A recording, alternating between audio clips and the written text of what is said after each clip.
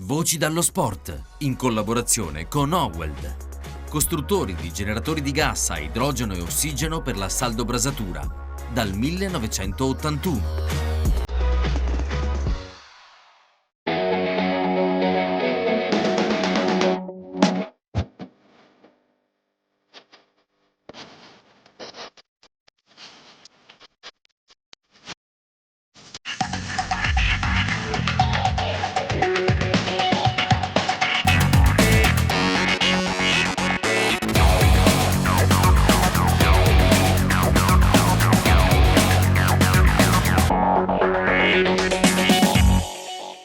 Bentrovati, buona giornata. Ci siamo trovati così bene qui a Cortina nel mese di agosto che, guarda un po', siamo ritornati al disco pub, al bar The Cocktail del Jumbo qui a Cortina, proprio per il fatto che ci siamo trovati bene, quindi noi agosto lo passiamo qua. Quindi se ti diamo fastidio dicelo subito e quindi poi vediamo che cosa fare. Allora, scherzi a parte, siamo per la seconda settimana consecutiva in quel di Cortina per parlare ancora una volta di hockey, perché vogliamo fare un po' il punto adesso per quanto riguarda la nuova squadra, la squadra allestita per il campionato di quest'anno, e ne parliamo con il vicepresidente Jacopo Bernardi, giusto? Sì, giusto. Buona giornata. Buongiorno a tutti. Buongiorno, e poi con un rientro in casa, in famiglia a Cortina. Adami, benvenuto, bentornato. Buongiorno a tutti, grazie mille. Perché ormai immagino quanti ti abbiano detto finalmente torniamo a casa, giusto? Diciamo che i tifosi lo dicono tutti, però è stato un anno un po' così l'anno scorso. Sono contento di tornare, anche perché dopo anni e anni sempre nel Cortina è sempre bello ritornare in famiglia. Quanti anni avevi fatto prima?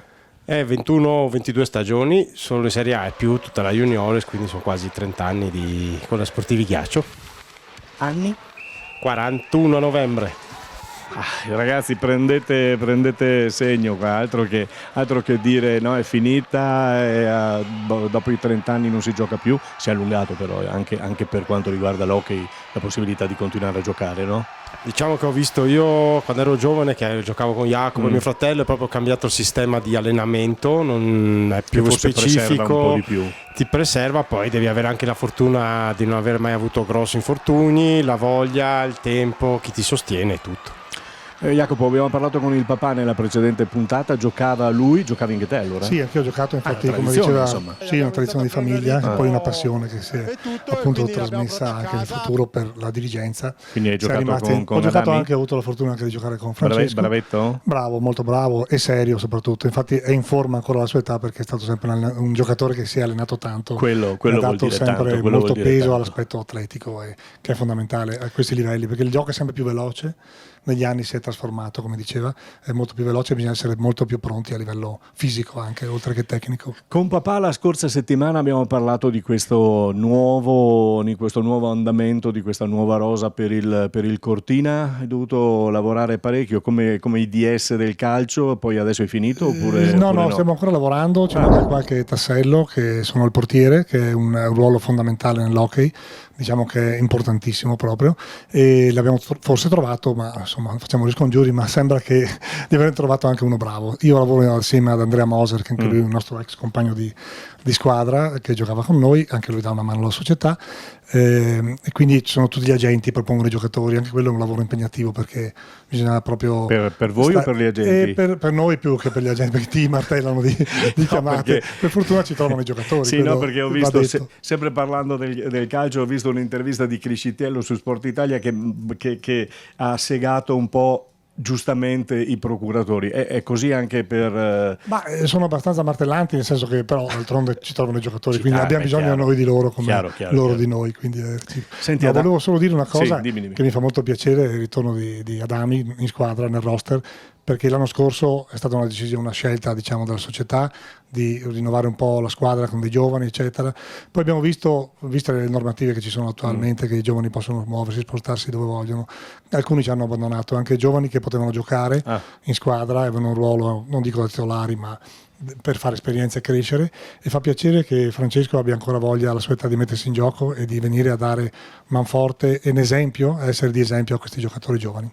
con l'attaccamento alla squadra. Ecco, mi diceva prima che giocherà per altri 40 anni, quindi 41. per altri 41 anni, quindi altri 41 sono tanti. Sono tantini, però insomma vediamo quello che è possibile fare. Sei andato a Dobbiaco lo scorso anno, no? Sì, Il Dobbiaco. ritorno adesso con quali aspettative e con che voglia? Già ne hai accennato aspettative prima. e voglia rimane sempre quella di far bene, vincere, portare sempre qualcosa al Cortina, scudetti, finali, quella non passa mai, anche se vai in leghe inferiori, io sono abituato così e quello non me lo cambierà mai, anche sul lavoro sono fatto così. Qui hanno già definito, ti hanno già definito Adami il capitano, ma perché per vecchiaia oppure perché insomma gli anni che hai fatto contano e quindi vanno fatti pesare? Diciamo che Pesare capitano positivamente. nell'hockey, bene o male, l'ha fatto anche Jacopo, va da quando uno diventa un po' più vecchio per varie scelte, perché dà un po' di, diciamo, aiuto ai giovani e tutto, però può essere anche un giovane che viene affiancato da uno un po' più vecchio per lasciare poi tra virgolette l'eredità e far crescere tutti senza un cambio drastico. Jacopo prima parlava e accennava a questi cambiamenti che sono arrivati, soprattutto del campo ristretto, mi dicono, no? Cioè vi hanno levato via qualche metro. Il 4 metri mi pare di larghezza e cambia. Diciamo, ormai tutti gli stadi vengono fatti così è tutto uguale e non hai problemi di adattamento. Se vai ai mondiali, Olimpiadi, rimane solo un unico stadio standard, però è più bello giocare perché fai meno fatica, però di essere più reattivo. È più bello giocare col campo stretto, sì? Sì, è tanto meglio. Vedi che però si prendono più botte o meno botte? Botte si prendono uguali, sì.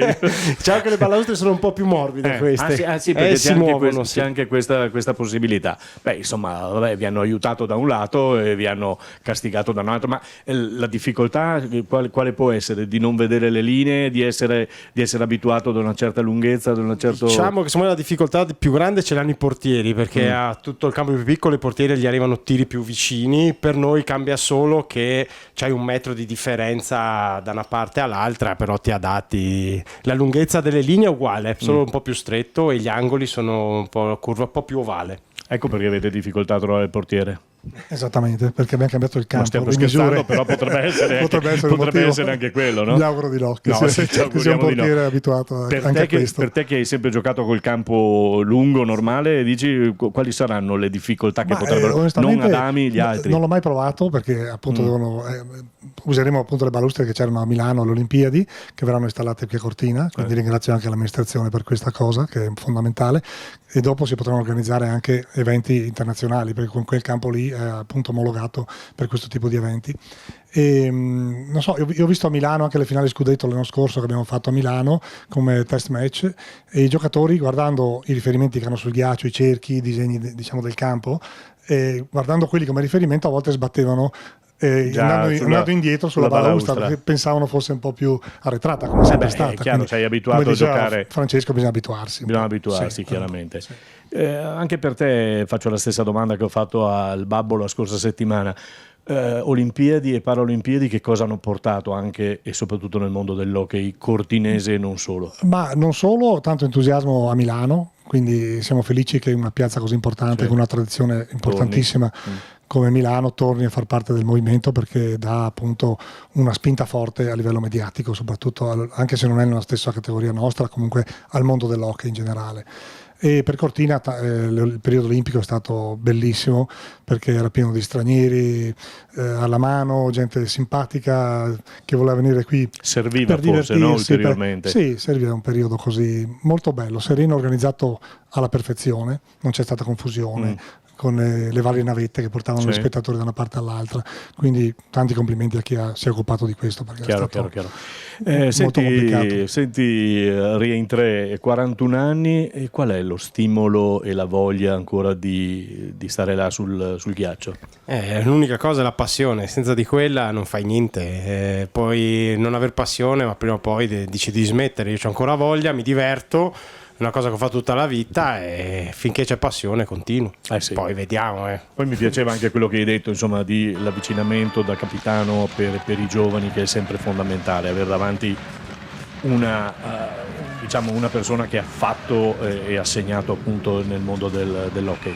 Sì, diciamo che tra virgolette per quello che ho fatto mi rispettano tutti, perché come ha detto Jacopo mi ho sempre allenato, ho dato il 100%, quindi bene o male ho sempre portato rispetto alla maglia, ai giocatori, a tutti, ai tifosi, a tutti quelli che hanno rispetto, perché quando scendi in campo non scendi col tuo nome ma scendi con quello della squadra. Per i non addetti al lavoro, ruolo qual è il tuo? Quindi uno che segna tanto, ruolo, oppure diciamo, io sono un po' un lavoratore. Lavoro sporco, però adesso diciamo da 41 anni lavoro sporco. Un gattuso con i pattini diciamo addosso. che facendo il centro, che c'hai vari ruoli nell'hockey, c'hai terzini, sì, difensori, attaccanti, il centro è quello un po' più intelligente che deve coprire i buchi che lasciano gli altri giocatori e aiutare tutti gli altri 4 giocatori. Però vedi, diciamo che è intelligente, quindi bisogna prenderlo. È il regista della squadra, il centro, diciamo, dove parte l'azione e poi deve comunque attaccare e anche difendersi, il primo a tornare in difesa, quindi aiutare la difesa. Quindi è molto faticoso fare il centro. Ma tu, conoscendolo e avendo giocato insieme, lo sostieni oppure ogni tanto? No, bisogna anche dargli un po' ogni tanto sì? Però perché siamo amici da tanti anni. Reagisce lui dopo. No, quello è pericoloso. Senti, c'è qualche giovane che ultimamente così nell'occhio, nel radar hai visto e che magari pensi che potrebbe diventare importante? I giovani, io li ho, tra virgolette, ci ho avuti anche l'anno scorso, 2 anni fa, quindi sono sempre loro, sono tutti in gamba, hanno voglia di giocare, vincere, e bisogna solo stimolarli, perché gli manca quello. Ogni tanto si demoralizzano, diciamo l'allenatore deve fare un po' da psicologo, perché c'è il giocatore che puoi, come dici, bastonarlo e reagisce, e l'altro invece solo bastoni invece non reagisce, allora devi prendere un'altra via. Allora è un po' difficile 22 giocatori gestirli tutti, non siamo tutti uguali, come nel lavoro, come ovunque. Gli allenatori sono pagati per questo. Io dico sempre che un allenatore, soprattutto quelli del femminile, devono essere più psicologi che altro, però anche nel maschile non si scherza, e soprattutto con questo tipo di sport. No, questo sport deve avere, ognuno ha le sue pecche, pregi, difetti, quindi anche l'allenatore deve capire dove può mettere un giocatore, dove può mettere l'altro, se possono 2 giocare insieme. È un ruolo difficile l'allenatore dell'hockey. Jacopo, il presidente la scorsa settimana chiesi se ci sono i ragazzini di Cortina che dicono no, primo sport che voglio fare è l'hockey, ma non è così, o vanno, prima provano altri sport? Diciamo che provano anche altri sport, come è giusto che sia, poi si indirizzano verso quello che più gli piace. C'è da dire che con 25 bambini all'anno che nascono a Cortina non abbiamo neanche tanta scelta, nel senso che se la metà sono femmine vengano anche le femmine che giocano hockey, perché ne abbiamo 6 sì, ragazze che giocano nelle giovanili, le giovanili possono giocare insieme fino a 16 anni, certo, è una bellissima cosa.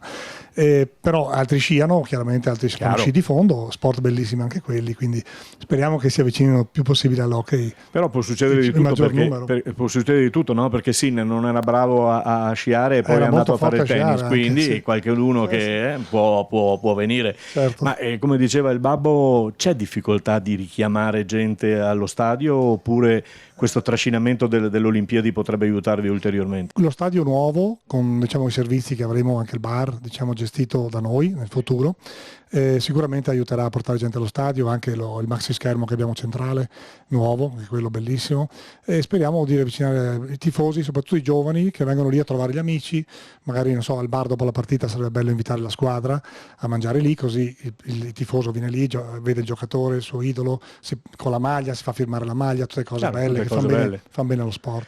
Andrea Bergonzoni, che mi ha così aiutato e confezionato le domande, voleva proprio questa domanda sul bar, perché ci tiene, vuole sapere, ma sto bar, Benedetto, chiude nel secondo tempo oppure no quest'anno? Ci auguriamo proprio di no, perché l'amministrazione vorrebbe darcelo in gestione, e quindi ci affideremo magari anche all'esperienza di Francesco, che gestisce un bar molto bene, e qualche consiglio ce lo può dare sicuramente. Puoi trasferire il disco bar e il disco pub di là.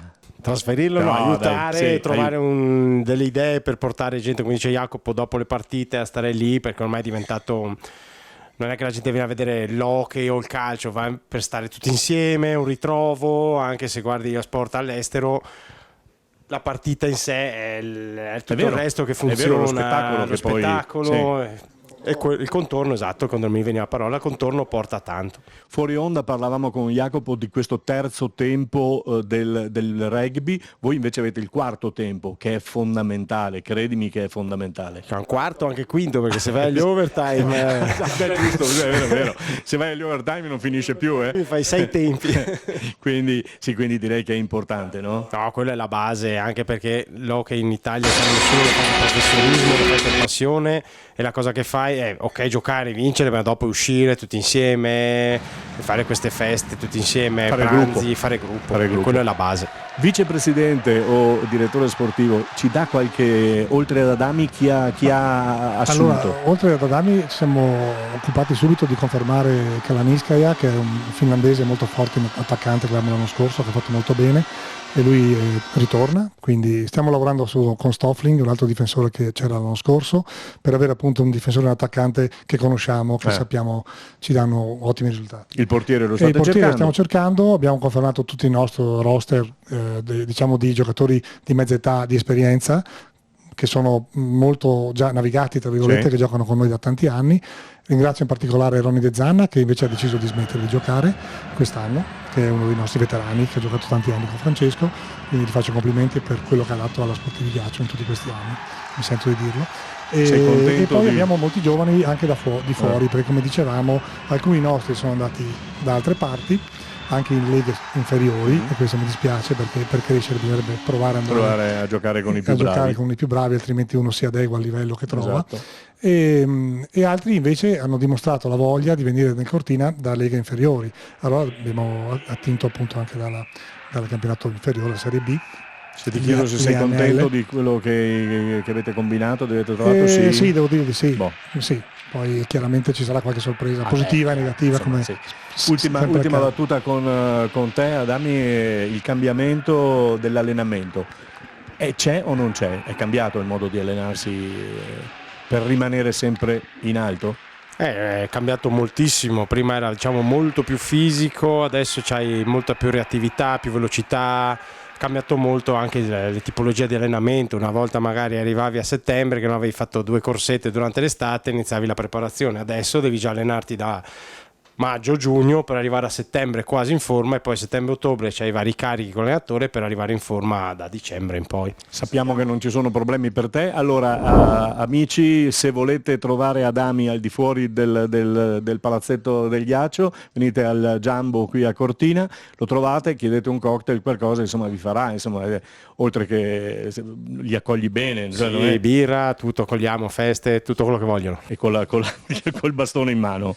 Senza bastone nelle bacheche dove sono le maglie esposte, vediamo che ci sono le maglie e tutto quanto. Jacopo, in bocca al lupo per la stagione, naturalmente ci sentiremo più avanti. Intanto in bocca al lupo, come dicevamo. Crepi, grazie mille, grazie a tutti. Voci dallo sport, in collaborazione con Oweld, costruttori di generatori di gas a idrogeno e ossigeno per la saldobrasatura, dal 1981.